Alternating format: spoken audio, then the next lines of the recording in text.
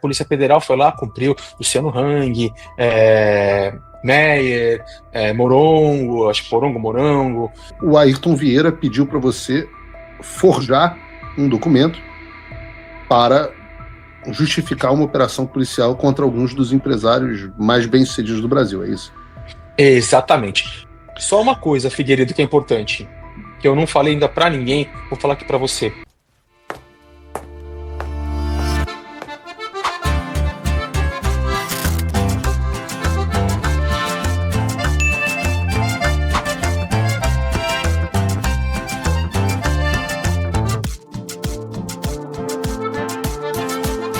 Essa é a galera que faz esse programa ser o mais assistido do Brasil. Vocês que cravam o dedo no like, que apertam o botão do repost, que comentam, que mandam o programa nos grupos de WhatsApp, que repostam o programa nas redes sociais, que mandam para os amigos e também para os inimigos que estão desesperados, porque esse é o Paulo Figueiredo Show.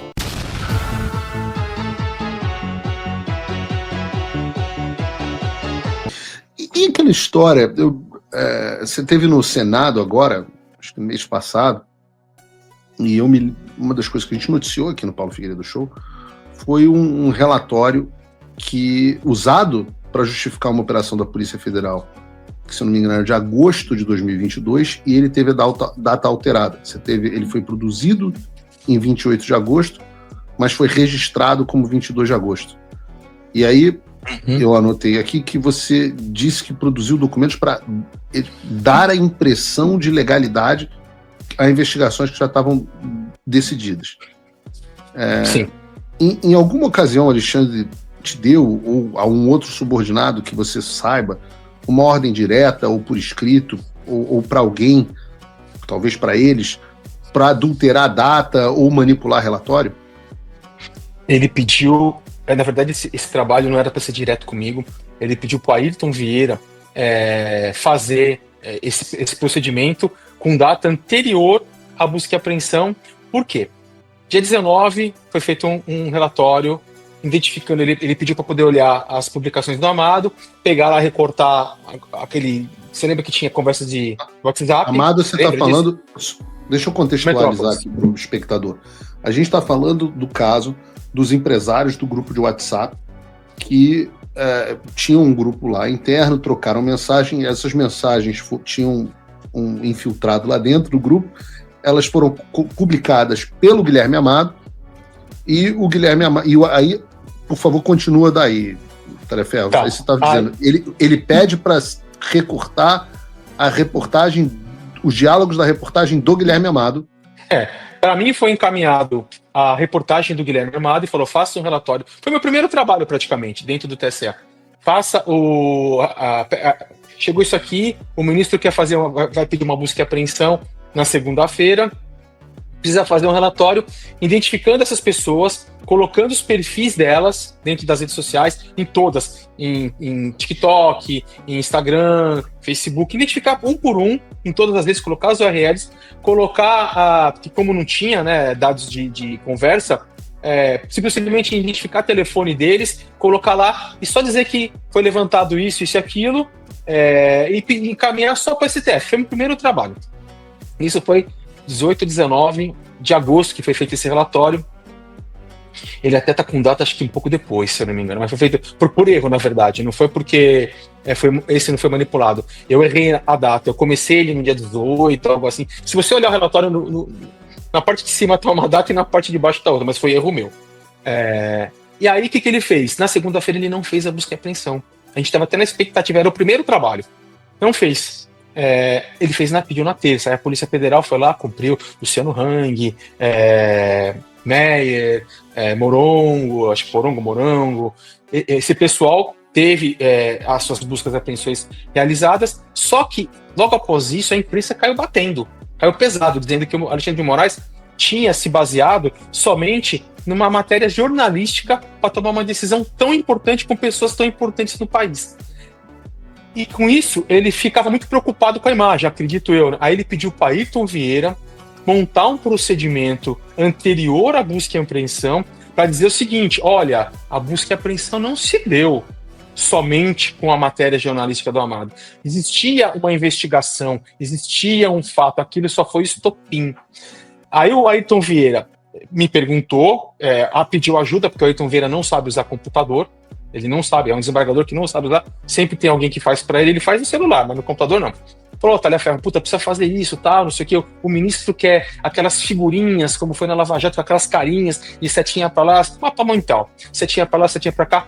Falei, tá, mas eu não conheço as pessoas, o que precisa fazer? Me explica. Eu não sabia o que era, entendeu? Ele queria relacionar Alan dos Santos com Hang, com uma tal de Protorque, se eu não me engano,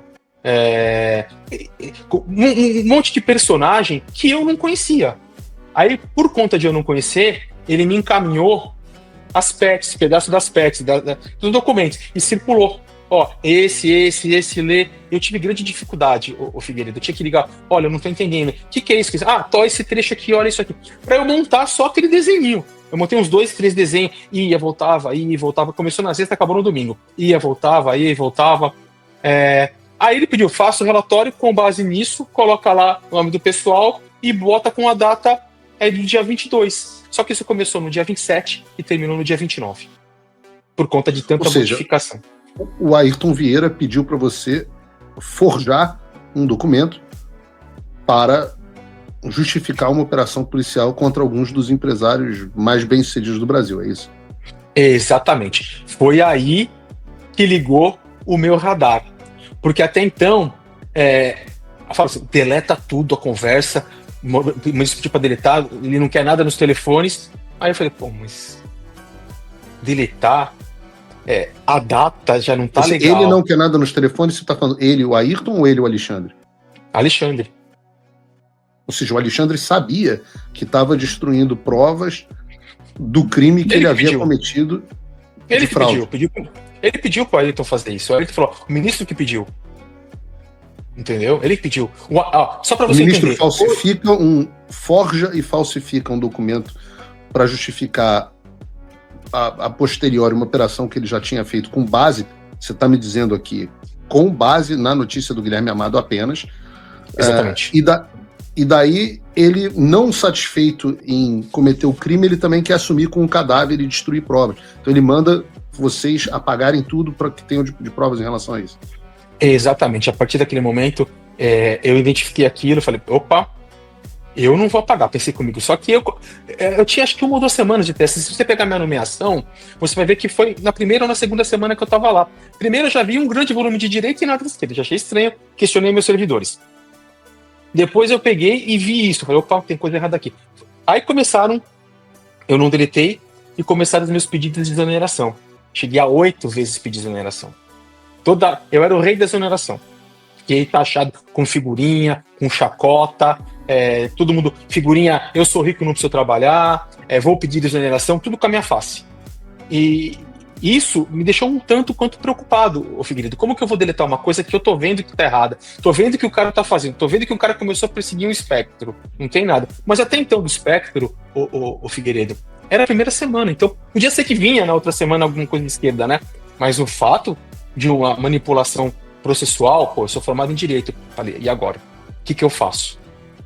Naquele momento eu já me vi preso na situação, até mesmo para poder sair de uma forma, né? Eu não podia chegar, não quero mais trabalhar aqui, tô indo embora. Naquele momento, depois que eu tomei ciência de um fato daquele, eu falei, agora eu tenho que pisar em ovos, eu tenho que ir com cuidado, porque se ele tem um cargo máximo do judiciário. Se eu pisar na bola, eu trabalhava pro judiciário. Eu tô acabado.